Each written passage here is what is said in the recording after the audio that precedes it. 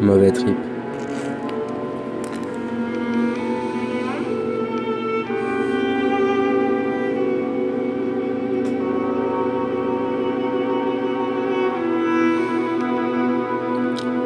Avez-vous remarqué que le LSD et la télé en couleur sont arrivés sur le marché à la même époque? Toutes ces inventions nous matraquent. Et que faisons-nous?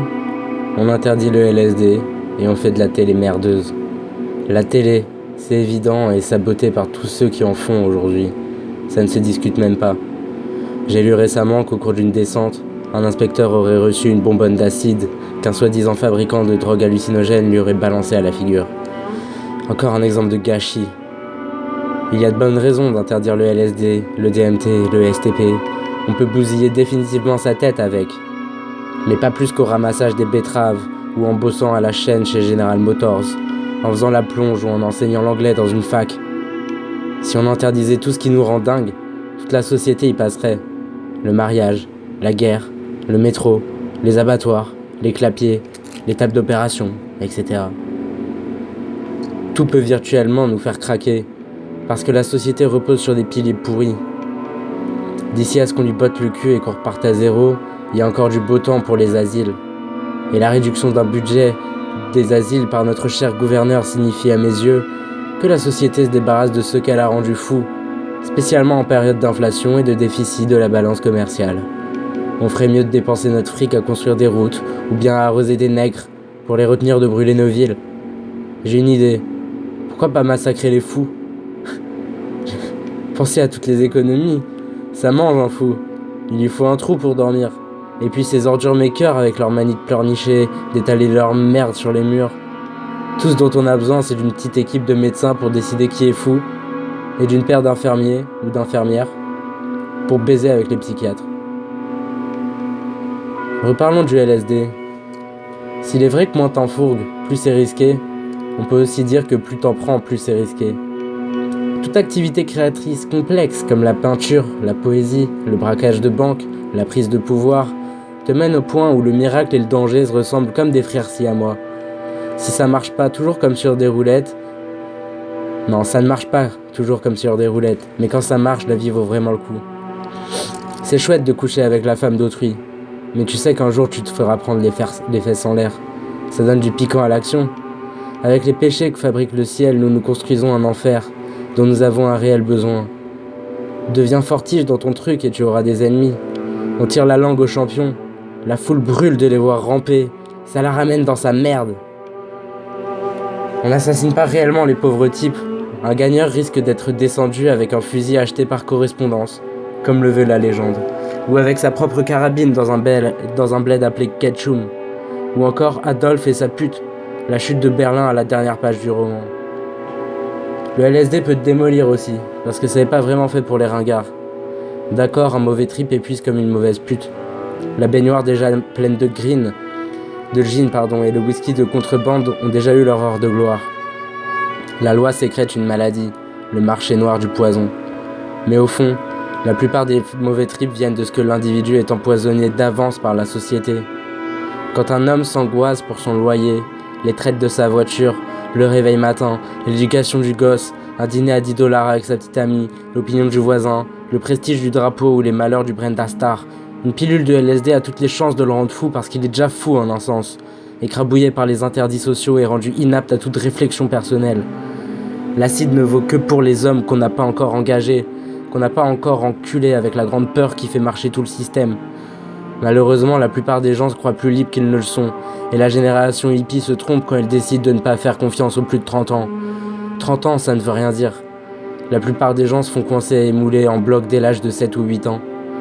Beaucoup de jeunes ont l'air libre, mais ce n'est qu'une chimie des cellules, de l'énergie, pas un fait d'esprit. J'ai rencontré des hommes libres dans les endroits les plus bizarres et de tous les âges. Des portiers de nuit, des voleurs de voitures, des laveurs de voitures, quelques femmes libres aussi, surtout des infirmières ou des entraîneuses. Un être libre, c'est rare, mais tu le repères tout de suite, parce que tu te sens très bien à côté de lui. Très très bien, quand tu es près de lui. Un trip au LSD te fait voir des choses qui échappent au règlement. Ça te fait piger des trucs qui ne sont pas dans les manuels et dont tu ne peux pas te plaindre à ton conseiller municipal. L'herbe ne fait que rendre la société actuelle plus supportable. Le LSD est déjà en soi une autre société. Si tu respectes la loi, rien ne t'empêche d'étiqueter le LSD comme drogue hallucinogène, ce qui est un moyen facile de s'en tirer et de ne pas poser de questions.